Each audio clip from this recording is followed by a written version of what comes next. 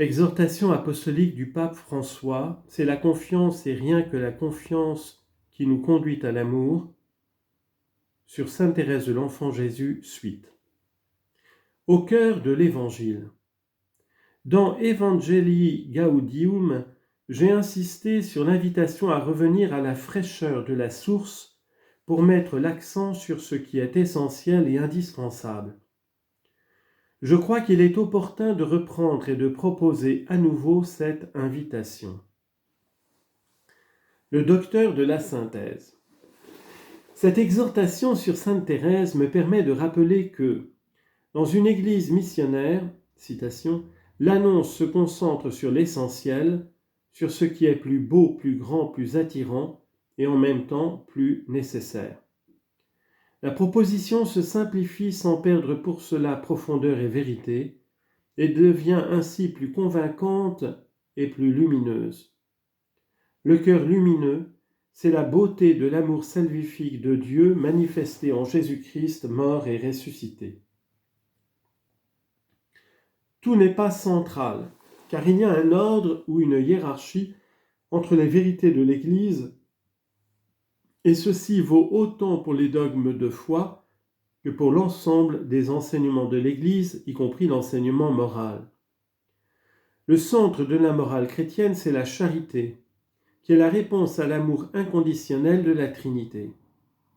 C'est pourquoi les œuvres d'amour envers le prochain sont la manifestation extérieure la plus parfaite de la grâce intérieure de l'Esprit. À la fin, seul l'amour compte.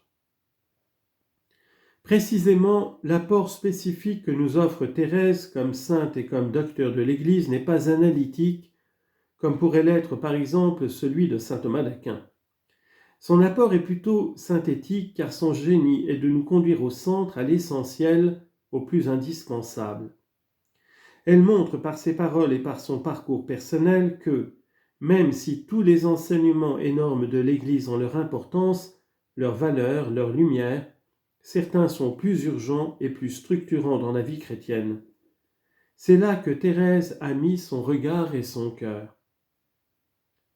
Théologiens, moralistes, penseurs de la spiritualité, ainsi que les pasteurs et chaque croyant dans son milieu, nous devons encore recueillir cette intuition géniale de Thérèse et en tirer les conséquences, tant théoriques que pratiques, tant doctrinales que pastorales, tant personnelles que communautaires. Il faut de l'audace et de la liberté intérieure pour y parvenir. On cite parfois seulement des expressions périphériques de cette sainte, ou bien on mentionne des questions qu'elle peut avoir en commun avec tous les autres saints. La prière, le sacrifice, la piété eucharistique et tant d'autres beaux témoignages. Mais en faisant ainsi, nous nous privons de ce qu'elle a de spécifique, de ce qu'elle donne à l'Église, parce que nous oublions que chaque saint est une mission. Il est un projet du Père pour refléter et incarner à un moment déterminé de l'histoire un aspect de l'Évangile. C'est pourquoi, pour reconnaître quelle est cette parole que le Seigneur veut dire à travers un saint, il ne faut pas s'arrêter aux détails. Ce qu'il faut considérer, c'est l'ensemble de sa vie, tout son cheminement de sanctification, cette figure qui reflète quelque chose de Jésus-Christ et qui se révèle quand on parvient à percevoir le sens de la totalité de sa personne. Cela vaut plus encore pour sainte Thérèse qui est docteur de la synthèse. Du ciel à la terre, l'actualité de sainte Thérèse de l'Enfant Jésus et de la Sainte Face demeure dans toute sa petite grandeur. En un temps qui nous invite à nous enfermer dans nos intérêts particuliers, Thérèse nous montre qu'il est beau de faire de la vie un don. À un moment où les besoins les plus superficiels prévalent, elle est témoin du radicalisme évangélique. En un temps d'individualisme, elle nous fait découvrir la valeur de l'amour qui devient intercession. À un moment où l'être humain est obsédé par la grandeur et par de nouvelles formes de pouvoir, elle montre le chemin de la petitesse. En un temps où de nombreux êtres humains sont rejetés, elle nous enseigne la beauté d'être attentif, de prendre soin de l'autre. À un moment de complexité, Elle peut nous aider à redécouvrir la simplicité, la primauté absolue de l'amour, la confiance et l'abandon, en dépassant une logique légaliste et moralisante qui remplit la vie chrétienne d'observances et de préceptes et fige la joie de l'Évangile. En un temps de repli et d'enfermement, Thérèse nous invite à une sortie missionnaire conquis par l'attrait de Jésus-Christ et de l'Évangile. 1 siècle et demi après sa naissance, Thérèse est plus vivante que jamais au cœur de l'Église, en chemin, au cœur du peuple de Dieu.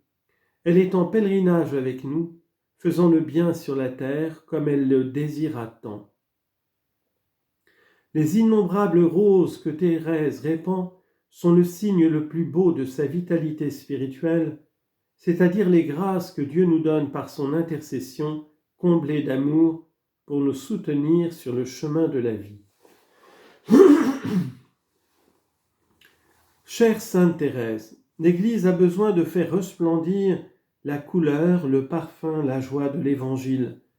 Envoie-nous tes roses, aide-nous à avoir toujours confiance, comme tu l'as fait, dans ce grand amour que Dieu a pour nous, afin que nous puissions imiter chaque jour ta petite voix de sainteté.